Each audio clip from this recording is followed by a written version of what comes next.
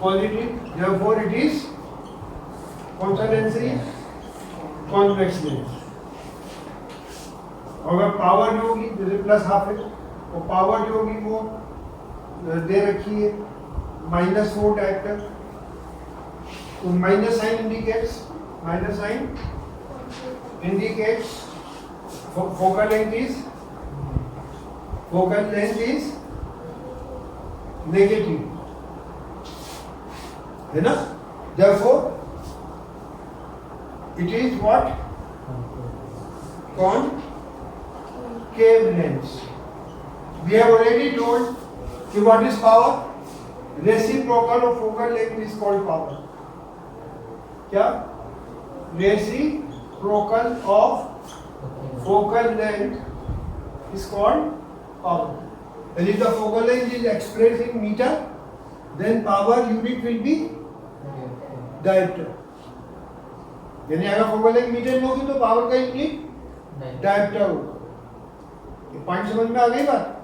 तो अगर पावर जो है वो हाफ डी है, पावर हाफ डी है, ठीक है, तो प्लस साइन क्या इंडिकेट करता है? कि नहीं, फोकल लेंथ क्या होगा कि उसकी फोकल लेंथ पॉजिटिव है, इसका मतलब ये कॉन्वेक्स लेंस है, और माइनस साइन इंडिकेट करता है कि फोकल लेंथ नेगेटिव, इसका मतलब है कॉनकेव लेंस। हम पहले बता चुके, ये बात क्लियर हो गई नहीं हो गई?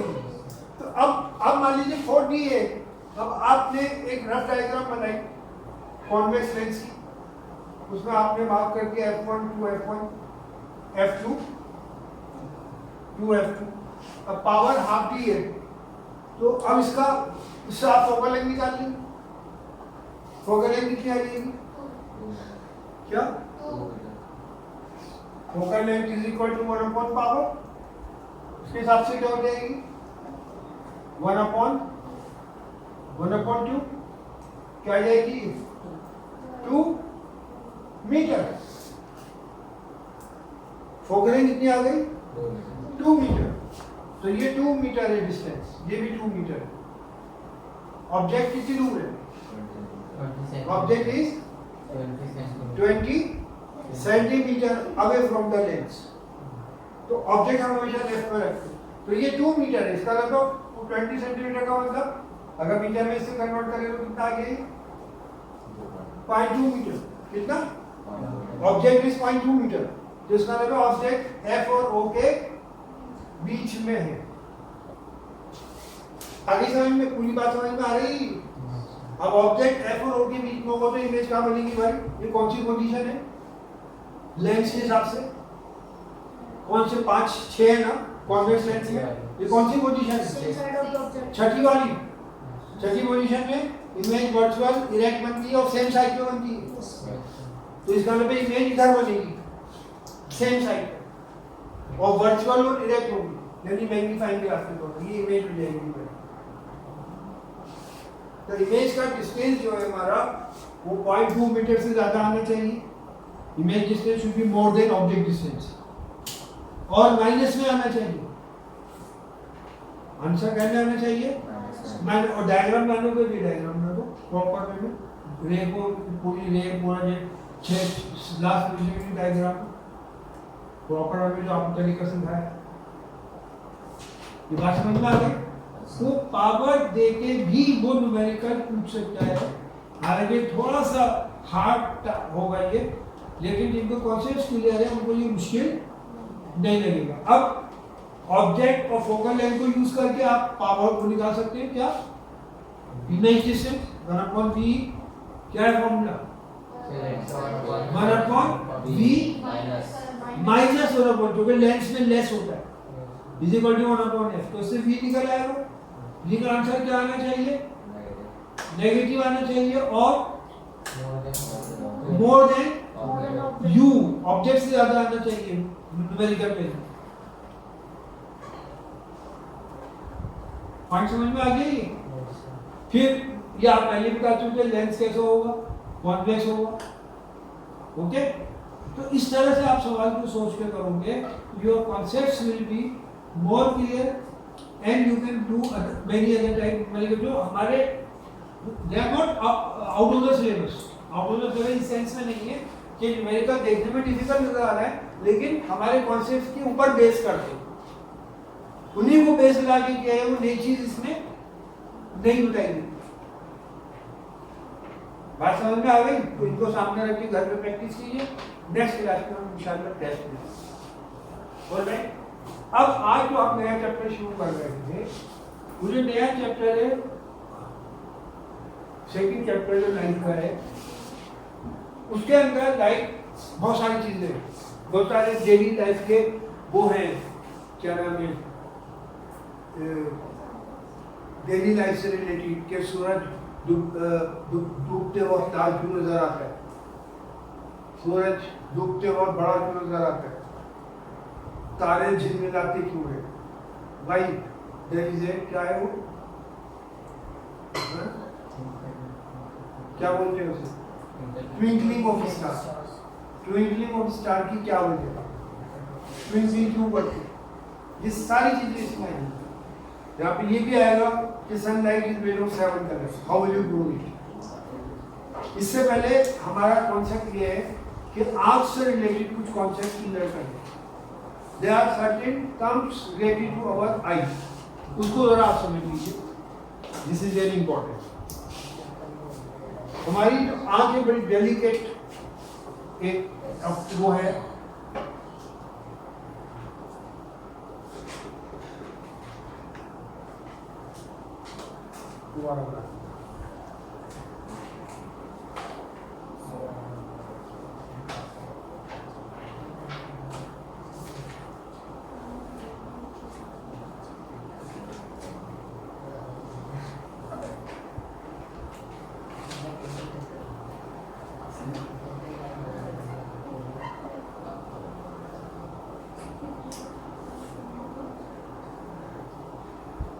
जो आंख का जो इसमें कई पार्ट से जो ध्यान से समझेंगे।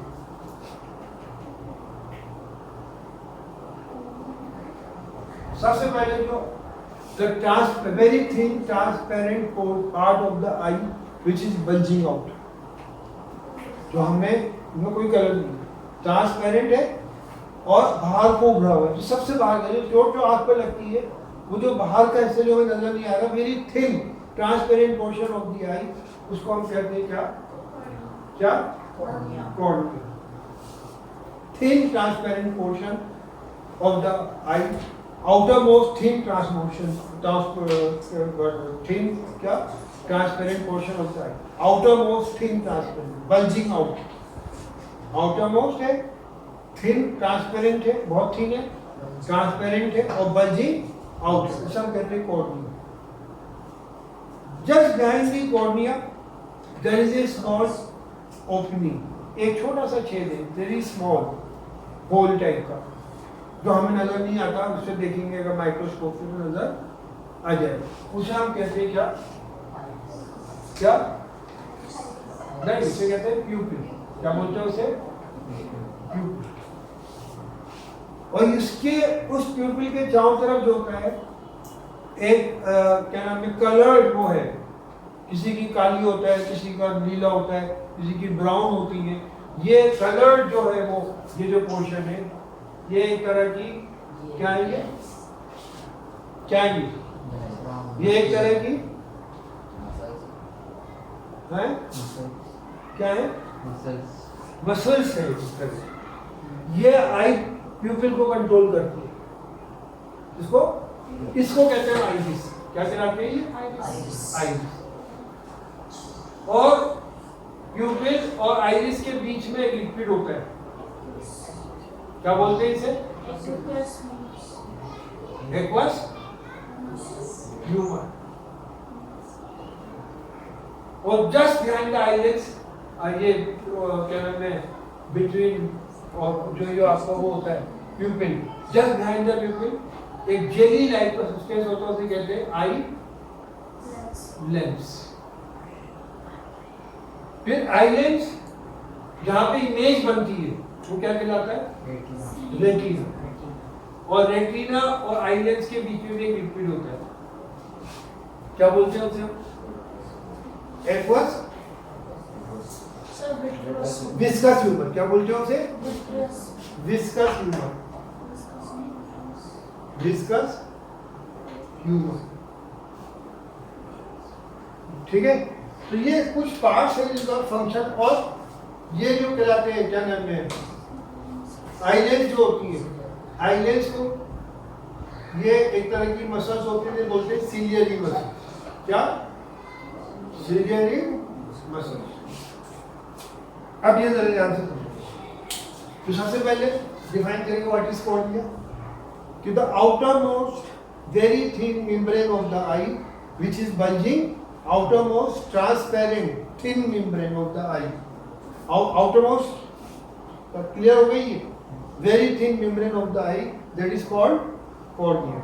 इसका फंक्शन क्या होता है कि it refract कहते हैं रास्ता बदलना, मोड़ना रास्ते से, तो जो लाइट आ रही है उसको ये बैंड करती है, reflect towards the lens, eye lens, it reflect most of the eye rays, light rays towards the eye lens, यानी बैंड कर देती है आई लेंस की तरफ। ये बात समझ में आ गई?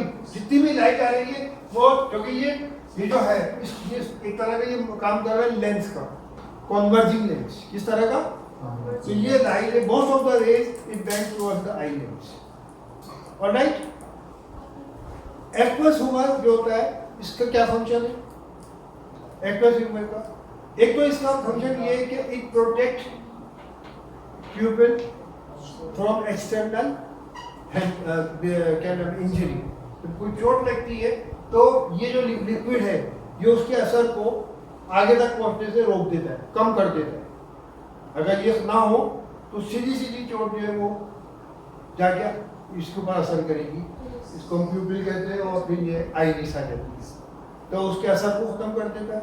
दूसरे ये जो लिक्विड है it also work as a converging liquid, यानी जो लाइट इसमें से पास होती है वो भी कॉन्वर्ज होती है किधर की तरफ? Towards the eye lens, towards the pupil, from where it comes out and lies on the eye lens. ठीक है, ये था एक्वस ह्यूमर। तीसरा पार्ट क्या था? Pupil is the small opening just behind the cornea through which light enters into the eye and falls on eyelid. Very small. The size, you can say the diameter of this pupil keeps on increasing or decreasing due to with the help of iris.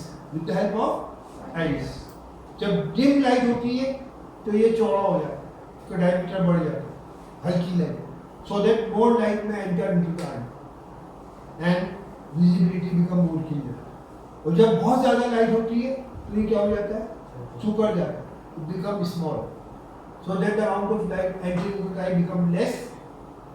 क्यों? अगर ज़्यादा light अंदर जाएगी तो वो आंखों को क्या करेगी? आंखों के अंदर जो विजिबिलिटी है उस पर असर डालेगी। आंखें जो होगी वो एक तरह की क्या हो जाएगी, जिसे हम बोलते हैं चमक पैदा हो जाएगी। तो चमक की वजह से पूरी चीज क्लियर नजर। तो प्यूपिल कंट्रोल करता है लाइट को एंट्रिंग इनटू द आई। वो कम लाइट होगी तो it will become diameter increasing, बड़ा हो जाता है, और ज्यादा लाइट होती है तो ये, इसलिए जब हम अंधेरे कमरे से रोशनी में आते हैं तो एकदम नजर नहीं आता। क्यों? क्योंकि प्यूपिल का साइज छोटा था, अंधेरे कमरे में लाइट जो अंदर जा रही थी वो कम जा रही थी, that light is not sufficient to, जब हम बाहर आते तो एकदम जिसे कहते चाहिए लाइट जो है इतना ही अंधेरे कमरे में जब रोशनी में आते हैं तो आंखों में एकदम ग्लेयर पैदा होती है। क्या? ग्लेयर, चमक। क्यों? क्योंकि छोटी थी, लाइट ज्यादा आ रही है, नतीजा हुआ जब अंदर लाइट जाएगी बहुत ज्यादा तो एकदम चमक पैदा होगी, उससे क्लियर विजिबिलिटी क्लियर। रोशनी से जब अंधेरे में जाए तो एकदम नजर नहीं आता। क्यों नजर नहीं आता? कि रोशनी में प्लेयर उसका जो वो उसका चाय का साइज, प्यूपिल का साइज छोटा था, और अंधेरे में ज्यादा लाइट चाहिए, तो चूंकि साइज छोटा था तो लाइट जो एंटर हो रही है वो कम हो रही है, तो उस कम लाइट से हम ज्यादा क्लियरली नहीं देख सकते। तो इट टेक्स टाइम डायमीटर को बड़ा होने में।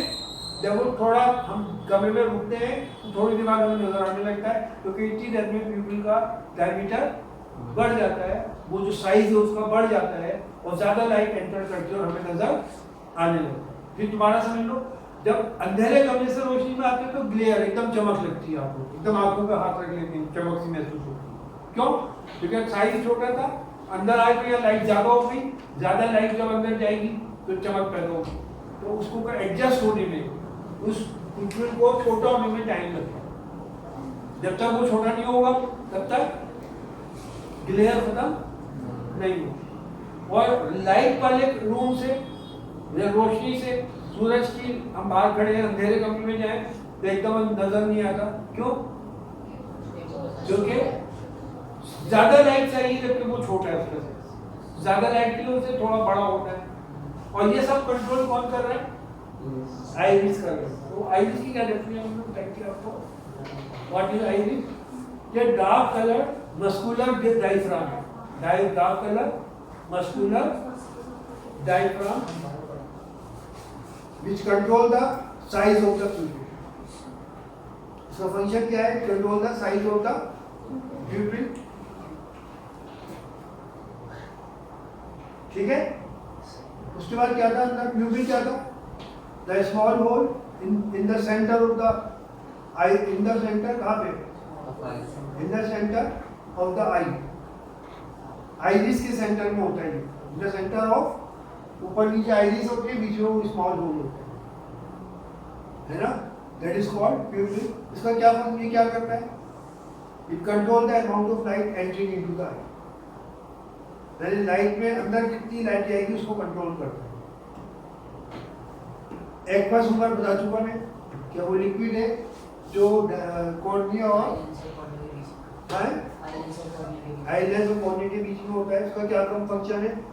एक तो ये बाहर के एक्सटर्नल शॉक्स को रोकता है वहाँ डायफ्राम तक, आइरिस तक पहुँचने से. दूसरे ये जो कि डेंस होता है काफ़ी, तो इसमें जो लाइट जाती है क्या करता है? उनको कॉन्वर्ज करता है टुवर्ड्स दी आईलेस. कॉर्निया भी कॉन्वर्ज कर रहा है और एक्वास भी कॉन्वर्ज करता है. ठीक है? फिर उसके बाद जो है हमारा सिलियरी मसल्स है जो इसको कंट्रोल करती है. ये बहुत इंपॉर्टेंट है. सिलियरी मसल्स कमजोर हो जाए तो डिफेक्ट आ जाता है.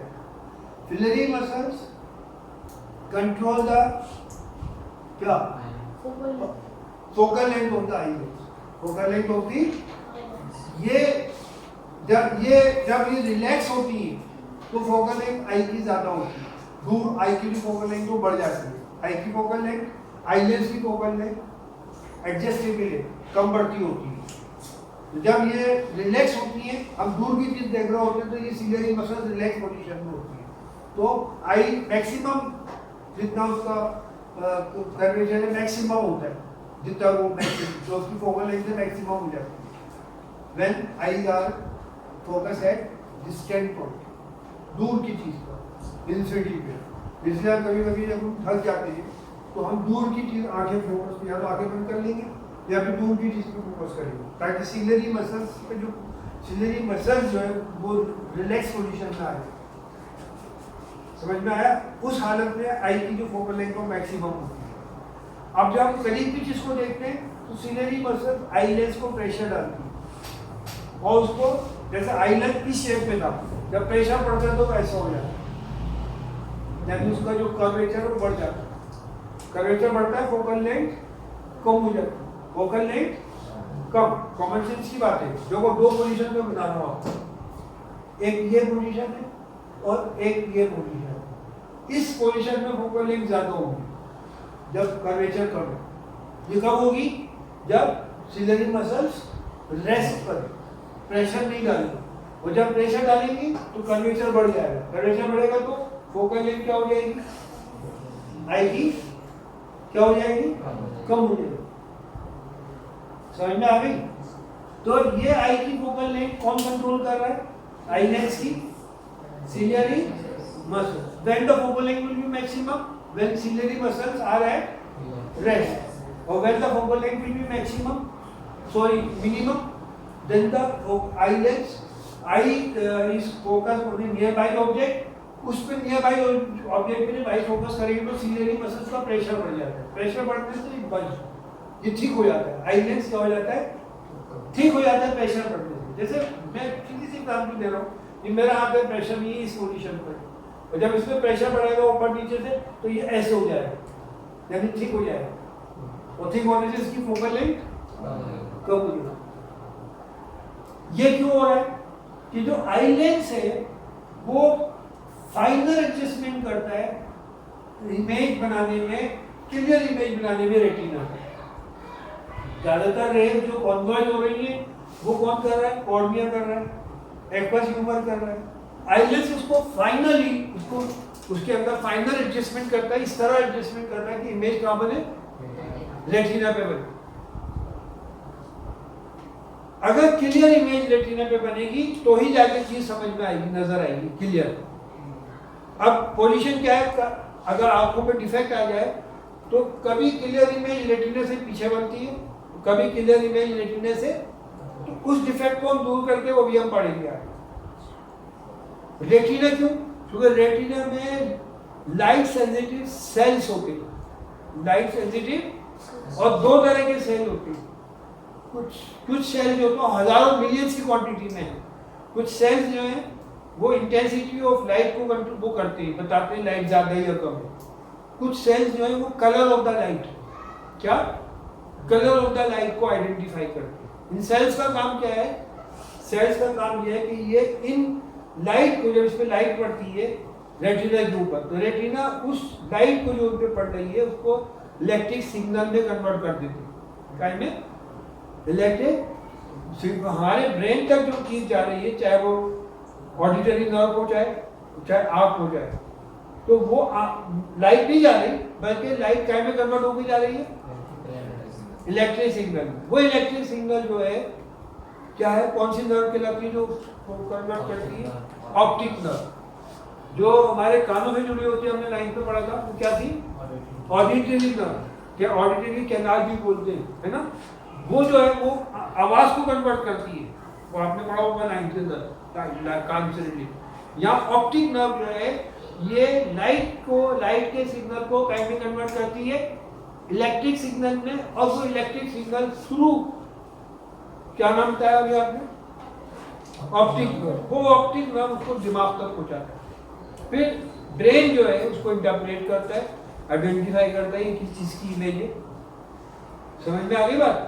अब जो ऑप्टिक नर्व जो है उसका जो बाहर का पोर्शन है, ऑप्टिक नर्व जहाँ से शुरू हो रही है, just a portion outside the optic nerve, वहाँ कोई सेल नहीं होता, इसलिए वहाँ अगर कोई इमेज बनेगी तो वो इलेक्ट्रिसिटी में कन्वर्ट नहीं होगी, उसे ब्लाइंड स्पॉट बोलते हैं। क्या बोलते हैं? Blind spot. यानी उस पोर्शन पे अगर कोई इमेज बनेगी तो इमेज तो बन सकती है, बाहर से लाइट वहाँ फोकस हो सकती है, लेकिन वो इलेक्ट्रिक सिग्नल में कन्वर्ट नहीं होगी। नतीजा होगा जो मेन फाइनली जो आइडेंटिफाई करता है वो ब्रेन करता है।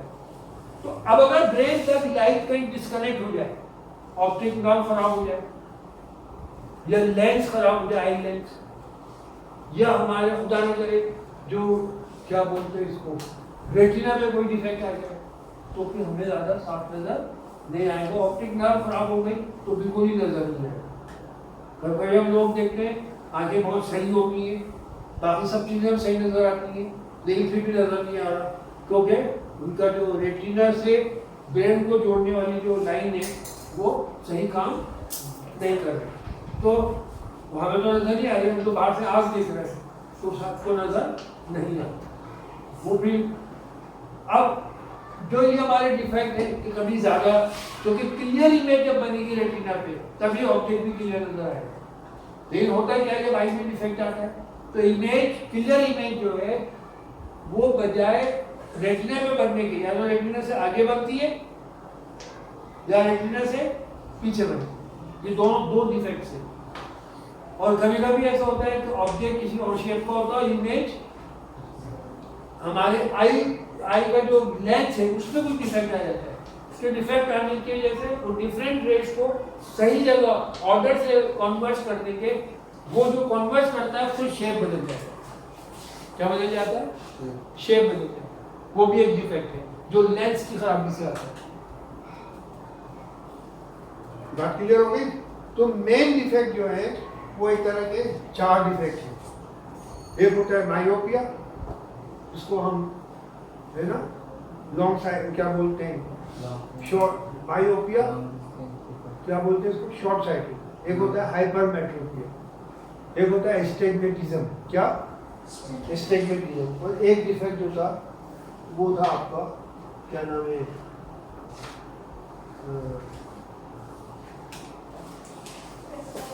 क्या, प्रेसबायोपिया। ये बुढ़ापे में होता है प्रेसबायोपिया। अक्सर लोग प्रेसबायोपिया को मायोपिया और हाइपरमेट्रोपिया से कंफ्यूज हो जाते हैं, लेकिन ये किसी और वजह से होता है। तो जिनकी वजह जो है सबकी अलग अलग है, वो आपको समझ में आ जाएगी कि आपको आई से रिलेटेड जो डिफरेंट पार्ट्स हैं उनका फंक्शन समझ में आ जाए। तो मैं एक दफ़ा फिर रिपीट कर दूँ, cornea the outermost portion of the eye, है ना, it is a thin transparent membrane which is bulging out. इसका फंक्शन क्या है? It refract most of the light towards the eye, towards the refract में वो मोड़ती है, उसको आई लेंस की तरफ डाइवर्ट करती है। ओके, बात समझ में आ गई? उसके बाद क्या है हमारा 10 इसके पीछे एक्वस ह्यूमर है। एक्वस ह्यूमर का क्या काम है? एक तो it is a liquid which protect I from external force. अगर फोर्स लगेगी तो ये उसको एब्जॉर्ब कर लेता है, वो वहां तक प्यूपिल तक और आइरिस तक पहुंचने, और पहुंचती भी तो नेगेटिव बहुत कम पहुंचती है, तो इससे डैमेज कम होता है। कम फोर्स पहुंचेगी तो कम डैमेज होगा, ठीक है। और ये भी लाइट को क्या करता है? रिफ्लेक्ट करता है। इसका फंक्शन भी ये, इसका एक्स्ट्रा फंक्शन। फिर प्यूपिल है which is a very small opening between the center of iris. It control the amount of light. What is its function? Control the in less amount of light when there is a darkness, it size increases, diameter बढ़ जाता है, और अगर light ज़्यादा होगी तो इसका size छोटा होगा। Why it control the amount of light? जो amount of light कंट्रोल होती है तो उससे जो विजन है वो क्लियर होता है। अगर ये लाइट ज़्यादा जाएगी तो ग्लेयर इफेक्ट पैदा होगा, आंखों में चमक पैदा होगी, और लाइट कम होगी तो अंधेरा पैदा होगा, आंखों क्लियर नजर। तो ये डिफरेंट अमाउंट ऑफ लाइट के अंदर इसको ये क्या नाम है, सुगड़ता है और फैलता है। और इसको सुगड़ना और फैलने में कौन हेल्प करता है?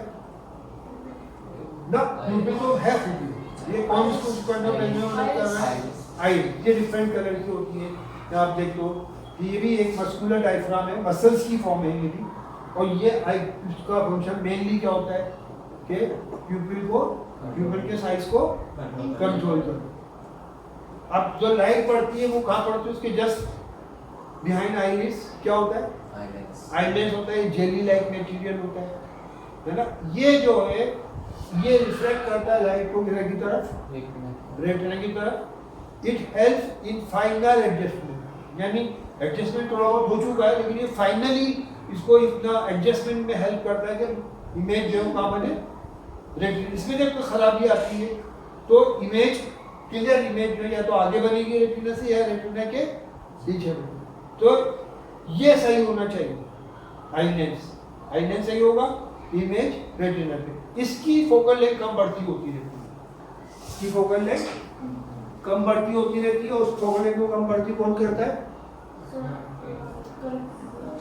कौन? Ciliary muscle.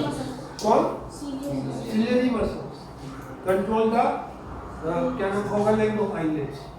When they are relax then focal length will be maximum.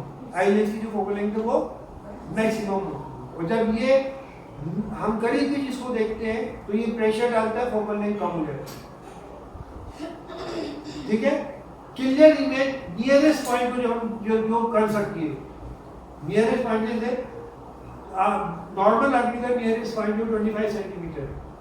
अगर 25 से ज़्यादा करीब जाओगे तो उसको क्लियर नजर 25 सेंटीमीटर से क्लियर नजर आता है।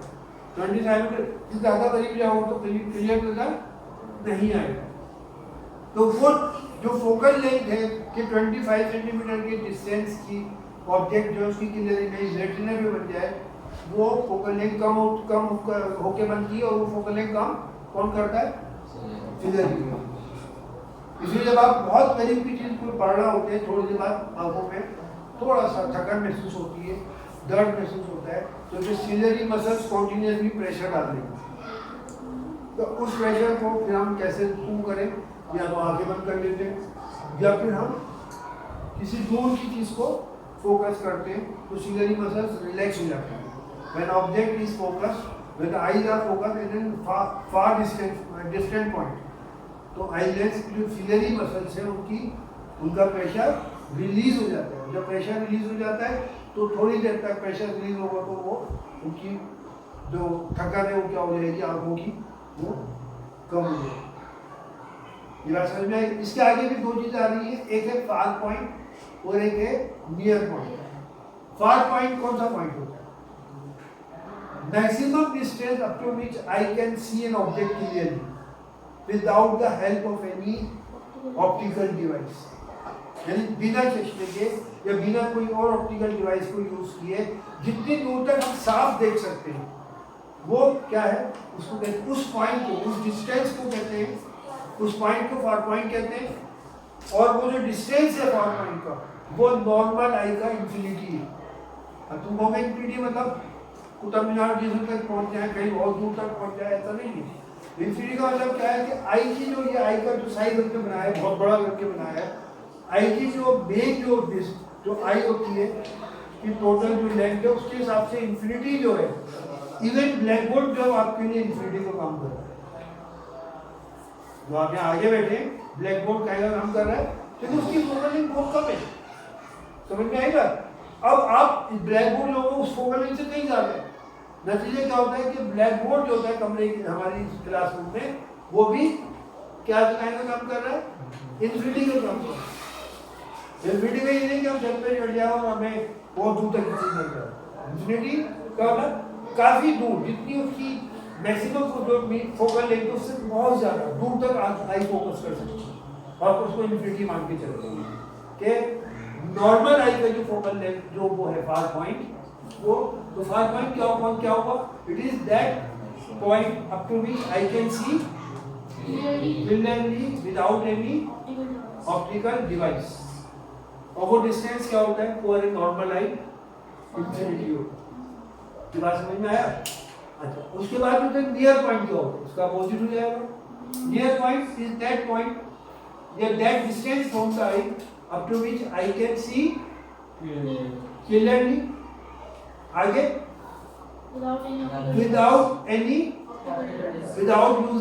the help of any optical device। यानी बिना चश्मे के आप साफ कितनी दूर तक देख सकते हैं।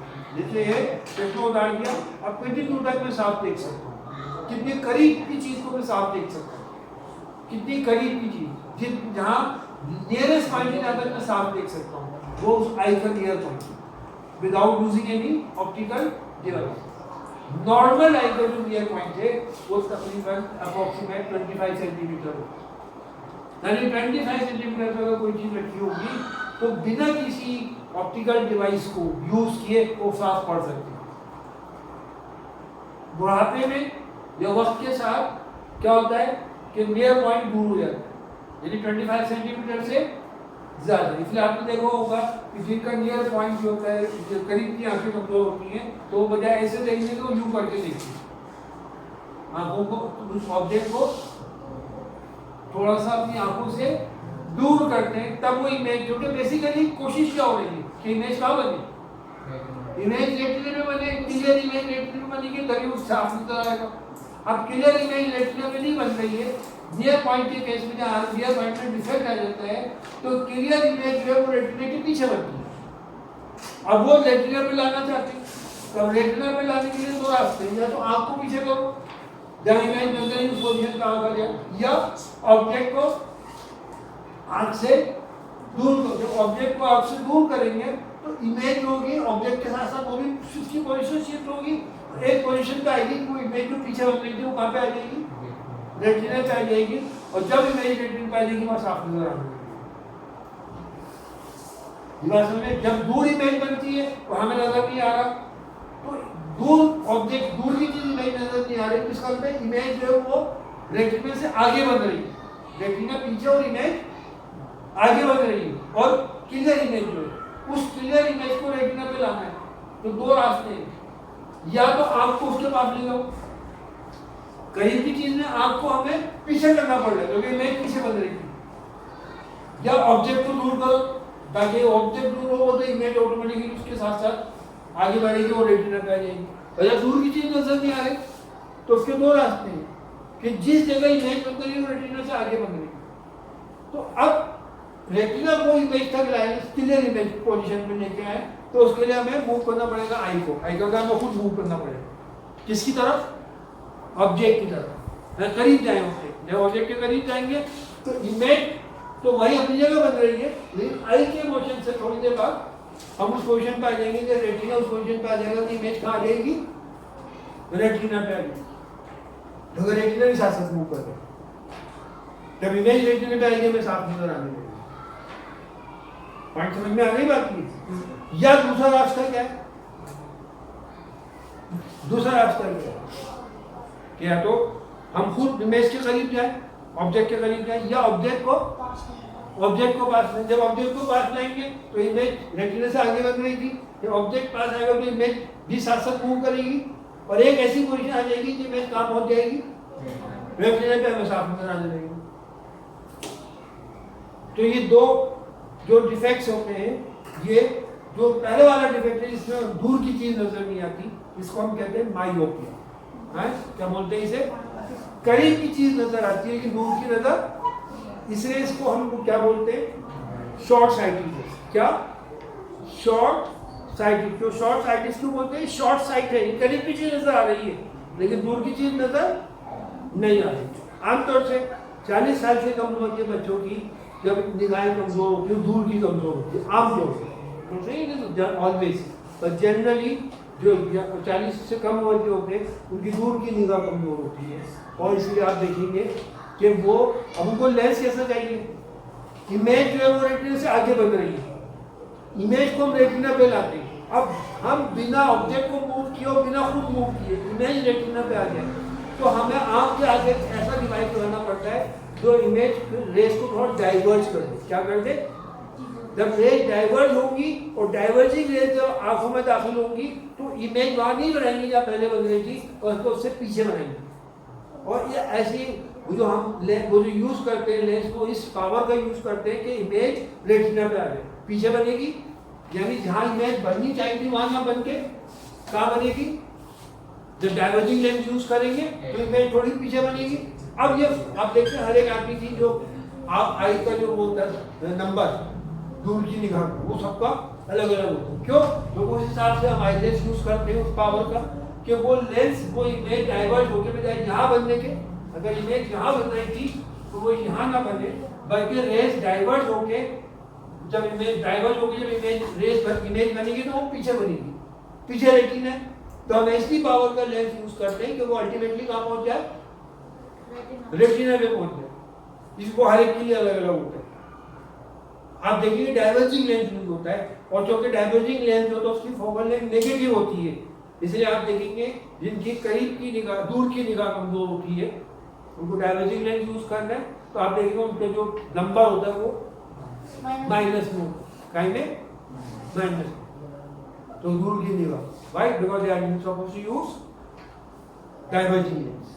बात समझ में आ गई?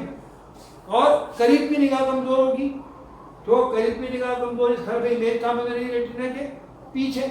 हम चाहते हैं इमेज थोड़ा और करीब आ जाए, रेटिना पे आ जाए, तो अब अगर हम डाइवर्जिंग यूज करेंगे तो और जाके पीछे बनेगी। हम चाहते हैं करीब लाना तो कौन सा लेंस यूज करना पड़ेगा?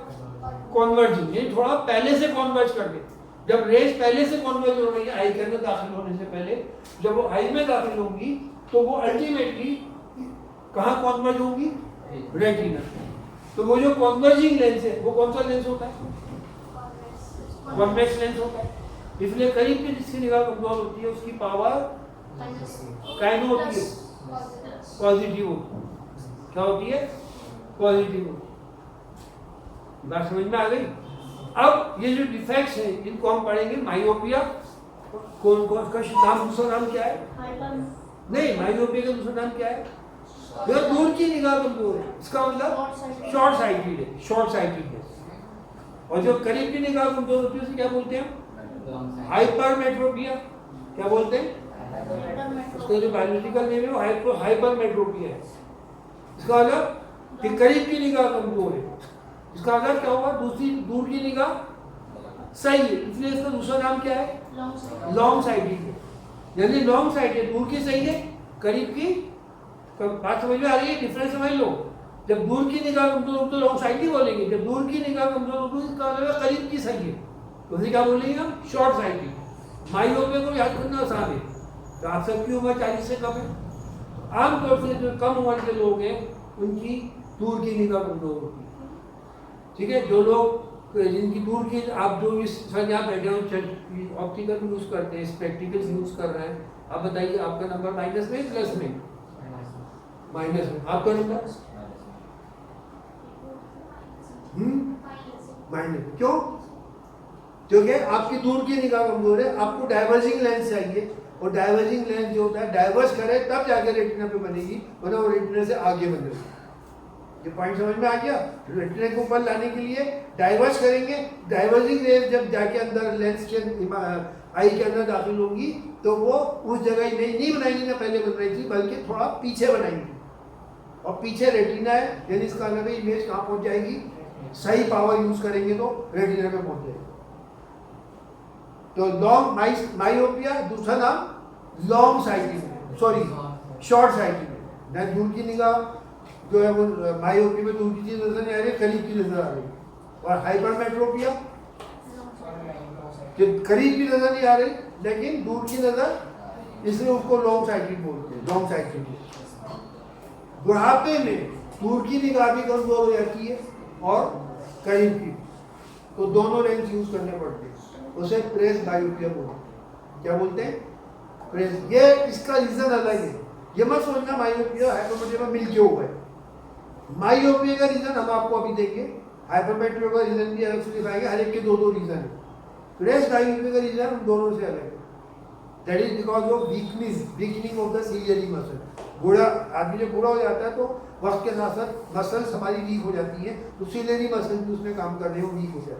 तो जब वो वीक हो जाती है तो इतने प्रेशर आँख में नहीं डाल पाती जिसके उसकी फोकल लेंथ इतनी कम हो जाए कि करीब की चीज नजर आए। इतनी समझ में आया? और दूसरा डिफेक्ट इसमें ये होता है कि हमारा आईलेंस जो है उसकी फ्लेक्सिबिलिटी कम हो जाती है उम्र के साथ साथ। एज बढ़ रही है, हर चीज की फ्लेक्सिबिलिटी फर्क पड़ता है, मसल्स में फर्क पड़ता है, तो आईलेंस जो सुकड़ता है फैलता है, सुकड़ता है फैलता है, उसकी फोकल लेंथ कम हो रही है, बढ़ रही है।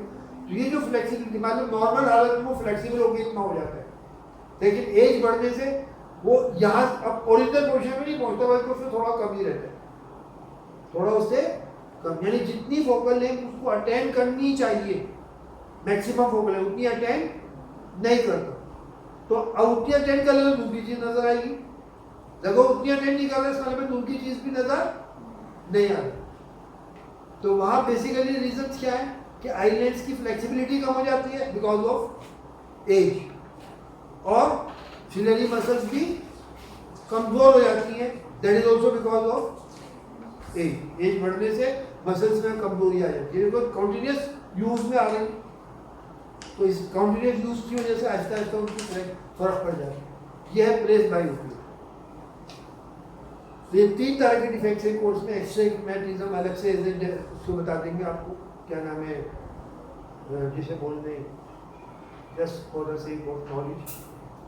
और एक होता है कैटरैक्ट। कैटरैक्ट जो है ये आई डिफेक्ट नहीं है, कैटरैक्ट आई की लेंस के ऊपर वाइट कलर की या डार्क कलर की एक मेम्ब्रेन आ जाती है, झिल्ली टाइप। उसका जो वो है तरीका, या तो थोड़ा बहुत इलाज है होम्योपैथी में, वाइट उसको वाइट कैटरैक्ट बोलते हैं, सफ़ेद मोतिया बोलते हैं अंग्रेजी में, क्या बोलते हैं वाइट कैटरैक्ट। और जो डार्क हो जाती है थोड़ी सी, उसमें हम क्या बोलते हैं, हाँ हिंदी में कहते हैं काला मोतिया, क्या बोलते हैं, काला मोतिया आँख पे आ गया, और उसको बोलते हैं ब्लैक कैटरैक्ट। वो ऑपरेशन से दूर हो, उसको आई लेंस का ऑपरेशन करना पड़ता है, या तो आई लेंस बदलना पड़ता है, जो भी डॉक्टर जानते हैं, that is related to biology. Myopia अब करते हैं, मायोपिया का ऑपरेशन हम कर सकते हैं, कोई शक की बात नहीं, लेकिन मायोपिया जो है वो प्रॉपर तरीके से वो यूज कर लें, क्या प्रॉपर पावर ये कौन से लेंस, कॉनकेव लेंस, यानी कौन से लेंस जो क्या करते हैं, डाइवर्जिंग लेंस, प्रॉपर पावर की यूज करते हैं, उससे भी हो जाता है, ऑपरेशन से भी हो जाता है। इसका रीजन आपको समझ में आएगा तो आपको समझ में आ जाएगा कि ये माइंड में आप कैसे भी दूर हो सकते हैं। एस्टिग्मेटिज्म में ऑब्जेक्ट का शेप सही नजर नहीं आता क्योंकि लेंस में डिफेक्ट आ जाता है। लेंस में कहीं कहीं गड्ढे, कुछ कोई भी खराबी आ जाती है, कहीं से ज़्यादा बल्ज होता है, कहीं बल्जिंग कम हो जाती है। नतीजा ये होता है कि जो प्रॉपर शेप बनना चाहिए ऑब्जेक्ट का लेंस से पास होने के बाद, इमेज रेज जब लेंस से पास होती है और पहुंचती है रेटिना पे, तो प्रॉपर शेप बनना चाहिए, वो शेप सही नहीं बनता। नतीजा होता है कि ऑब्जेक्ट की शेप सही नजर, तो उसमें जो है सिलिंड्रिकल लेंस यूज होती है। क्यों से सिलिंड्रिकल, और वो लेंस, वो जो लेंस बनते हैं उस हिसाब से बनते हैं कि जो डिफेक्ट है वो उसकी कमी को, लेंस में जो डिफेक्ट है आई लेंस कमी को क्या कर दें, दूर कर, उसको न्यूट्रलाइज कर दें। क्या? Neutral lens. तो बस इतना याद रखना है कि एस्टिग्मेटिज्म में जो डिफेक्ट होता है उसको ऑब्जेक्ट का शेप सही नजर नहीं आता है, that is due to defect in the eye lens. Eye lens में के अंदर डिफेक्ट आता है, कहीं से बल्ब ज़्यादा होता है, कहीं से बल्ब कम, प्रॉपर शेप में आई लेंस नहीं रहता। तो उस डिफेक्ट को दूर करने के लिए हम सिलिंड्रिकल लेंस यूज करते हैं। आप देखोगे बहुत से लोग बहुत चौड़े लेंस यूज करते हैं, वो बहुत ही मतलब मोटे नजर आते हैं, वो सिलिंड्रिकल लेंस होते हैं। वो इस तरह बनाए जाते हैं कि जो डिफेक्ट है, जिस वजह से वो डिफेक्ट है, वो न्यूट्रलाइज हो जाए और शेप जो है वो इमेज है उसकी सही शेप बने, वही शेप बने जो ऑब्जेक्ट का शेप है। जब वो डिफेक्ट न्यूट्रलाइज हो जाएगा तो सही शेप की इमेज बनेगी। अगर इमेज डिफेक्ट न्यूट्रलाइज नहीं होगा तो जो शेप है वो अलग टाइप का, और जो इमेज बन रही है वो अलग टाइप का। तो ये नेक्स्ट क्लास में हम इंशाल्लाह मायोपिया और हाइपरमेट्रोपिया को कॉन्सेप्ट मैंने क्लियर कर दिया, इनकी डायग्राम भी बना देंगे, हर एक की 4 डायग्राम बनाएंगे। वैसे बुक में 3 है लेकिन हम 4 बनाएंगे, वजह उसकी बताएंगे, और साथ में ये वजह भी बताएंगे कि what are the 2 reasons of myopia, what are the 2 reasons of hypermetropia, और 2 रीजन क्या था वो प्रेस बायोपिया में बता चुका। 2 रीजन क्या है प्रेस बायोपिया के? 1 वीकनिंग ऑफ सिलियरी मसल्स की कभी हो जाती है तो इतना प्रेशर नहीं डालती कि फोकल लेंथ जो होनी चाहिए, जितनी कम होनी चाहिए उतनी कम नहीं होती। तो जिस फोकल लेंथ पे आके इमेज रेटिना में बनती है, उस फोकल लेंथ से वहां तक फोकल लेंथ कम नहीं होती। नतीजा होता है कि इमेज जो रेटिना से पीछे बनती है, that is because of weakening of ciliary muscle. और दूसरा रीजन क्या है कि आई लेंस जो होता है उसकी फ्लेक्सिबिलिटी कम हो जाती है। मैंने बताया था कि जब नॉर्मल फ्लेक्सिबिलिटी होती है वो एक प्रॉपर शेप में आ जाता है, मैक्सिमम फोकल लेंथ अटेन कर लेते हैं जब सिलियरी मसल्स प्रेशर नहीं डालती।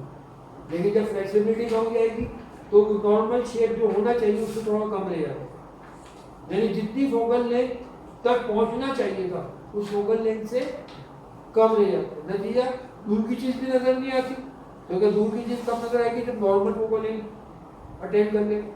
वो करीब की चीज इसलिए नजर नहीं आती, वहाँ भी यही वजह है कि जितनी फोकल लेंथ कम होनी चाहिए वहाँ तक कम नहीं होती, उससे थोड़ी ज़्यादा रहती है।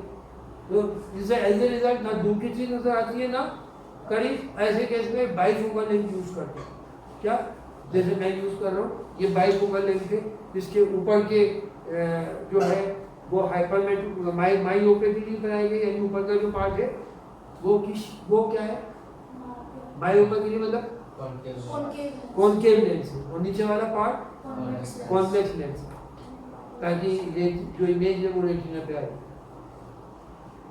तो करीब के लिए हम नीचे से देखते हैं और दूर के लिए हम ऊपरी हिस्से से देखते हैं। इसलिए ऊपर का हिस्सा जो है वो दूर की इमेज के हिसाब से बनाया जाता है, और नीचे का हिस्सा जो हम करीब देखते हैं तो ऐसे नीचे करके देखते हैं, तो उसके लिए नीचे का हिस्सा तो वो कैसा बनाया जाता है, कॉन्वेक्स लेंस।